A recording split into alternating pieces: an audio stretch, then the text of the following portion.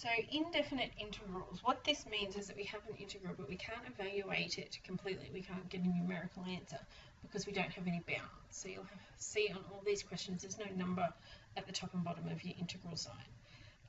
So what it means is we're finding the function, but until you substitute in the start point and the end point, there is no answer that you can work out because, you know, if it goes on indefinitely, then the area is infinite. All right. So basically what it means is that the indefinite integral, we talked about this when we were doing primitives in the last topic, it is the primitive, the capital F of x, plus the constant. All right. So what does that mean? Well, it means that if we're asked to find the integral of 8 dx, then what we say is, well, we know that that comes from we know that that comes from 8x and that it's plus some constant. Because we don't know whether it's y equals 8x, y equals 8x plus 1, y equals 8x minus 5. So we've got our plus c. Okay? That's it. So this is actually a little bit simpler than finding the definite integrals because there's no substitution to do. So let's have a look. What if we started with the next one, 12x squared dx? We want the integral of 12x squared dx. Well, we know that x squared comes from x cubed. So we keep our 12 and then we put it over 3. Yeah? But we can cancel that out.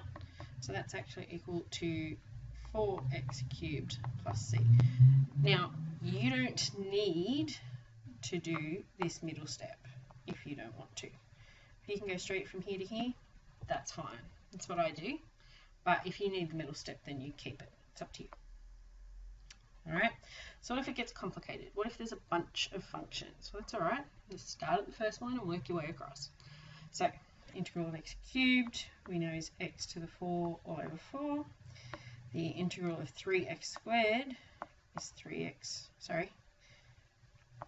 cubed over 3. But again, we're going to be able to cancel that. We know that 5x comes from 5x squared all over 2. Remember, we're adding 1 to the power and then putting the power on the bottom.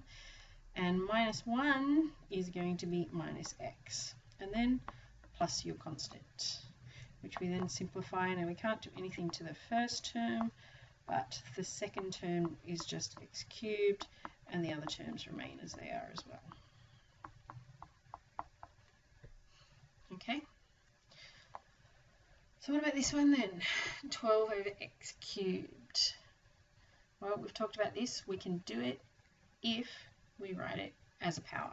So this is also the same as asking the integral of 12x to the negative 3 dx. Now, what did we say you need to watch out for if there's a negative power? Minus 3 plus 1 is not minus 4. It is minus 2. So this becomes minus 6x to the minus 2 plus our constant.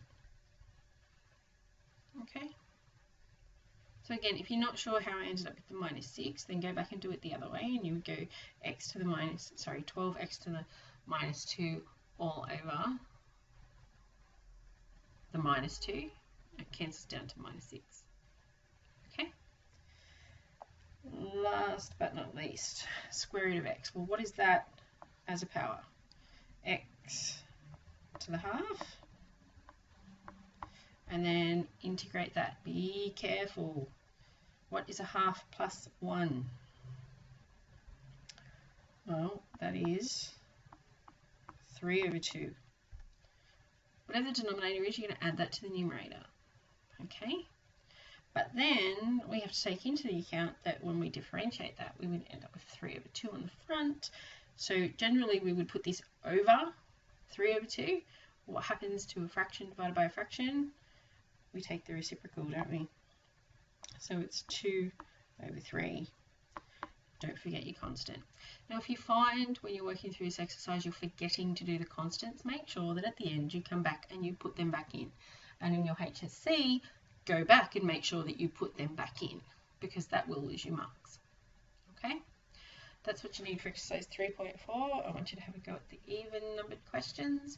Good luck, and I will see you in class.